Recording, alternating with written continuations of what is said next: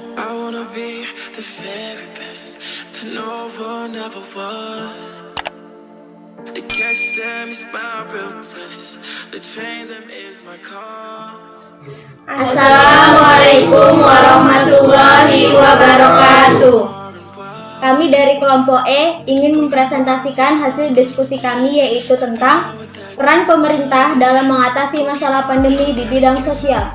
Perkenalkan, saya sebagai juru bicara yaitu Indah Daya Anastasia, dan perkenalkan juga rekan saya yaitu Afrofadila Tanjung, Nining Tastika,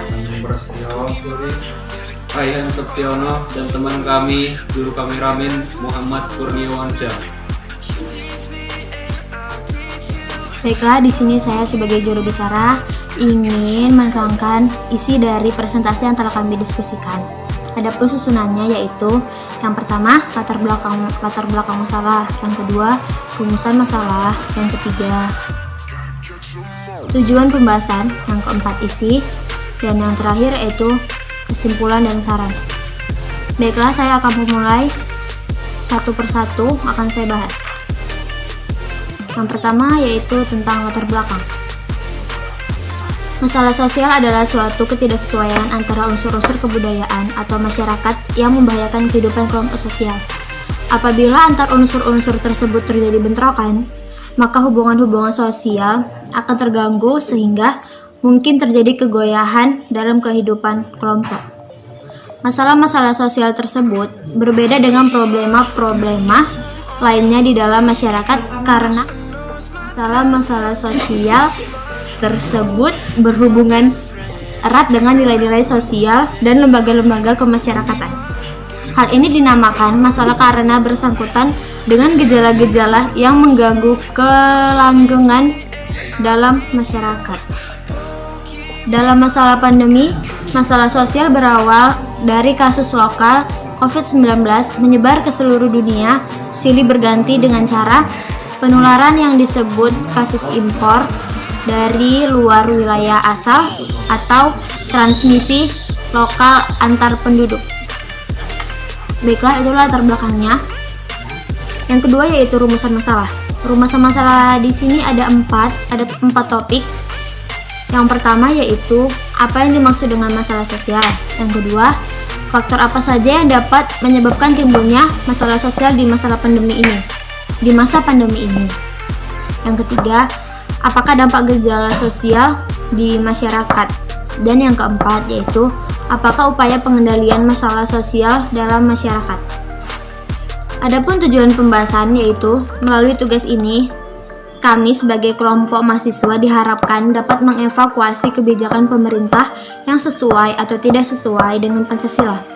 Dengan cara demikian, apabila mereka kelak menjadi pejabat pemerintah akan menjadikan nilai-nilai Pancasila sebagai acuan dalam pembuatan kebijakan. Selanjutnya kita akan membahas isi. Yang pertama yaitu pengertian masalah sosial. Istilah masalah sosial mengandung dua kata, yakni masalah dan sosial. Kata sosial membedakan masalah ini dengan masalah ekonomi, politik, dan masalah lainnya. Meskipun di bidang-bidang ini masih terkait dengan masalah sosial, kata sosial antara lain mengacu pada masyarakat, hubungan sosial, struktur sosial, dan organisasi sosial. Sementara itu, kata masalah mengacu pada kondisi, situasi, perilaku yang tidak diinginkan, bertentangan, aneh, tidak benar, dan sulit. Masalah sosial adalah suatu ketidaksesuaian antara unsur-unsur kebudayaan atau masyarakat yang membahayakan kehidupan kelompok sosial. B. Secara sosiologis, pandemi COVID-19 telah menyebabkan perubahan sosial yang tidak direncanakan. Artinya, perubahan sosial yang terjadi secara sporadis dan tidak dikehendaki kehadirannya oleh masyarakat. Akibatnya, ketidaksiapan masyarakat dalam menghadapi pandemi ini pada gilirannya telah menyebabkan disorganisasi sosial di segala aspek kehidupan masyarakat. Lebih jauh, kondisi masyarakat yang belum siap menerima perubahan akibat COVID-19 tentu dapat menggoyahkan nilai dan norma sosial yang telah berkembang dan dianut oleh masyarakat selama ini. Meskipun demikian, Masyarakat pada dasarnya memang akan selalu mengalami perubahan. Masyarakat tidak bisa dibayangkan sebagai keadaan yang tetap, melainkan sebagai proses yang senantiasa berubah dengan derajat kecepatan, intensitas, irama, dan tempo yang berbeda. Adapun faktor-faktornya yaitu, yang pertama yaitu faktor kultural. Faktor kultural ini bermula dari nilai-nilai yang tumbuh dan berkembang di dalam lingkungan masyarakat dan atau komunitas. Kemudian hal ini membentuk pola pikir di setiap orang yang ada di lingkungan tersebut. Yang kedua yaitu faktor struktural. Faktor struktural merupakan keadaan yang menimbulkan pengaruh terhadap struktur. Yang dimaksud dengan struktur yakni sesuatu yang disusun oleh pola tertentu. Faktor ini dapat diketahui melalui pola-pola hubungan antar manusia dan juga kelompok yang terjadi di lingkungan masyarakat. Baiklah, kita akan melanjutkan presentasi kami. Kita akan membahas dampak gejala sosial. Dampak gejala sosial di Indonesia ini karena COVID termasuk banyak, yaitu yang pertama satu, kemiskinan. Yang kedua yaitu kriminalitas. Yang ketiga, kesenjangan sosial. Yang keempat, ketidakadilan, dan yang kelima, pengangguran, dan yang terakhir yaitu pendidikan. Adapun upaya pengendalian masalah sosial dalam masyarakat yaitu satu, membentuk institusi atau lembaga. Yang kedua, penerapan hukum secara tegas. Yang ketiga, pembinaan melalui lembaga pemasyarakatan. Dan yang terakhir yaitu penerangan dan bimbingan hidup beragama.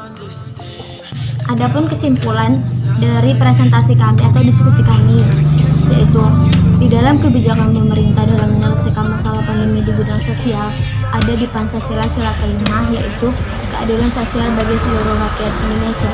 Dampak sosial dari COVID-19 itu sendiri dapat terlihat dari adanya pembatasan kebebasan sipil masyarakat. Sedangkan dampak ekonomi terlihat pada penurunan perkembangan ekonomi serta banyaknya individu yang terkena PHK. Selain itu, studi ini juga melihat tantangan pada implementasi kebijakan penuntasan COVID-19 seperti PSBB serta potensi solusi terhadap tantangan tersebut lewat perspektif demografi sosial. Jadi, peran pemerintah dalam mengatasi masalah pada masa pandemi ini harusnya lebih tegas dan bijaksana lagi dalam melaksanakan atau memberlakukan protokol kesehatan kepada seluruh masyarakat Indonesia. Kebijakan pemerintah ini sesuai dengan Pancasila, karena di Pancasila sendiri di sila 5 yaitu keadilan sosial. Pemerintah sekarang sudah menerapkannya. Karena presentasi dari kami kelompok E Pancasila, kurang dan lebihnya kami mohon maaf. Wabillahi taufiq wal hidayah. Wassalamualaikum warahmatullahi wabarakatuh.